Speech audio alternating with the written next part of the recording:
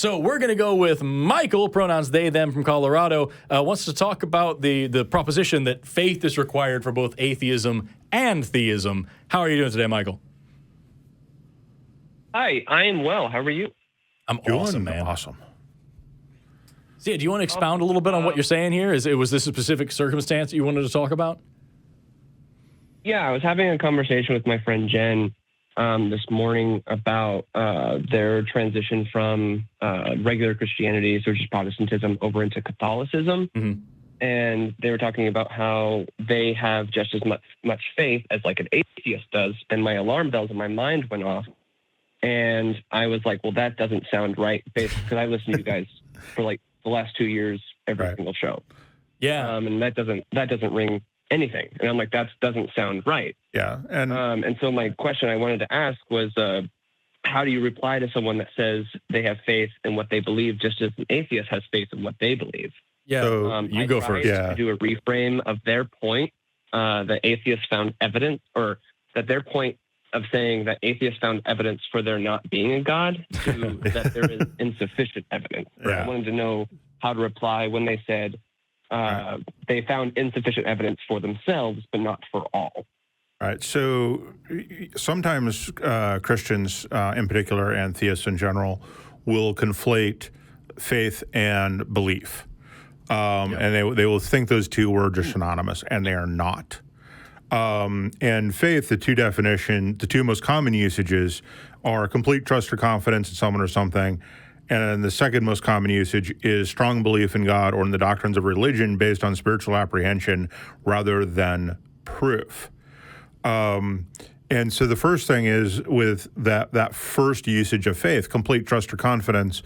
I don't know of any scientist or report that is complete trust or confidence in the science itself. It's always in terms of probability. We see this happen in 90% of the cases, 80% of the cases. We see this happening as a percentage, and very rarely do we see things in 100% of the time. And sometimes it's when we see something happening 100% of the time that actually happens. So we don't have complete trust or confidence in someone or something. We apportion our belief to the evidence. So if the evidence is 80% confident, we are 80% confident. So we don't have that. Belief, on the other hand, I prefer the philosophical definition, which is the attitude one has towards a proposition. So you can have that attitude to accept a proposition, or you can have the attitude that you reject a proposition. And so faith and belief are not the same things in any way, shape, or form. And so no, we do not have faith like a Christian does. We just can't have faith like a Christian does. And the second sense of the word faith, and in the first word of the faith, some atheists may think that, but honestly, we should apportion our belief to the evidence. And if the evidence isn't 100%, then we shouldn't be either. So we really shouldn't be one, but I would admit that there are probably some atheists who do have that definition of faith for science. And there's science in general, and then there's particular areas of science, physics, or particular claims like gravity. So that's kind of where I would go, is just say, hey, you just don't. I mean, you don't understand the difference between faith and belief, and point out that no, we simply don't. And also, most atheists that I'm aware of are agnostic atheists, and we use the atheist label because it's easier. And me personally, I use it because it's funnier than just the agnostic label. So, we also have to get into exactly what we mean, which is why we don't use the philosophical definition of atheism here, which is simply that we lack a belief in a God. We reject the truth claim that there is a God. Some of us will accept the claim that there are no gods, and some of us reject that claim either until they have sufficient evidence. Those people are technically agnostics. So that's kind of long-winded. Okay. Yeah, I would say just to because you said everything I would say and then more. That's great. Like it's just, the whole thing boils down to, I don't believe you. That doesn't require faith. That's the opposite of that. I always try to summarize to say, if I tell you there's an elephant under this table, you can say, yes, there is, or no, there isn't. And both of those require faith. But if you just say, I don't believe you, you're not making a claim. You're waiting for me to give you the proof. And so that's kind of where we're at as atheists. But if you really wanted to give a simplified thing, if your TV is turned off, what are you watching? What channel are you watching? What are you using the TV? Like, that's kind of where we're at now. We don't have a belief system. We don't have a faith. We don't have a religion that we're participating in. It is the absence of all of that.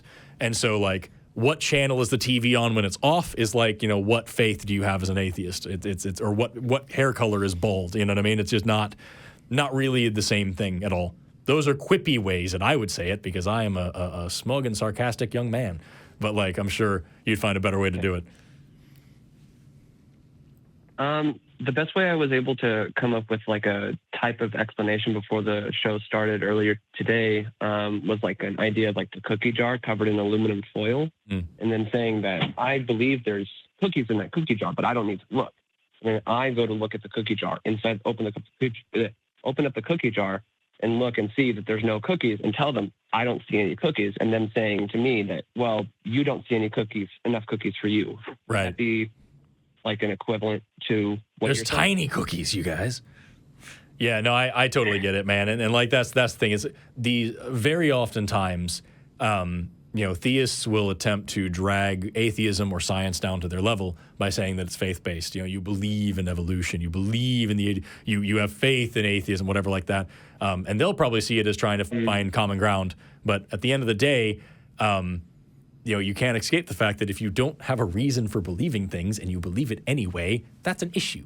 And so the best argument is like, well, you do it too. It's like, if that were true, that wouldn't mean you're right. It would mean that we are both wrong. So, like, it's even if I agreed with you, you're still in the wrong here. So, like, yeah, man, I wish you all the best with it. And I think like, if you have any other questions you wanted to know about specifically, we'd be happy to take them.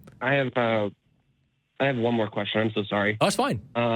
So I was having a conversation with my father about evolution. Yeah. And he said that he doesn't believe in evolution specifically because it doesn't tell us what the first seed was. And I had no idea how to, like... evolution has nothing to do with that. I basically just sent him... I would just point out, that's abiogenesis. That's talking about how life started, and there's a lot of really cool evidence for that. There's a lot of different hypotheses and ideas of like how things could have gone on, and we have cool evidence for most of them. But like, if you want to know like how life began, you can start looking at the fact that like there's four major macromolecules of life. Those are proteins, carbohydrates, lipids, and nucleic acids. Those are made individually of amino acids, sugars, fatty acids, and bases, nucleobases, nitrogenous bases. And we found literally all of those things in space. They make themselves. So they all self-assemble.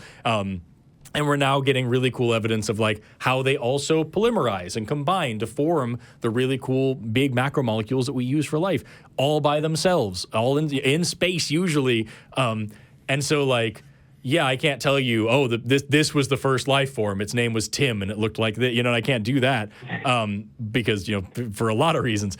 But in terms of like understanding a little bit more about how life started, there's a whole field of research called astrobiology that's focused on that. I always encourage people go Google the astrobiology primer from NASA. It's a relatively pretty short little document that'll tell you like everything we know so far with citations included. But as far as abiogenesis is concerned, that is not the point of evolution.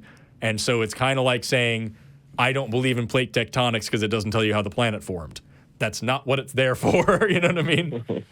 Yeah. Yeah, that makes sense. Anyway, I hope that helps, man. But thank you so much for calling in, Michael. I really appreciate your time.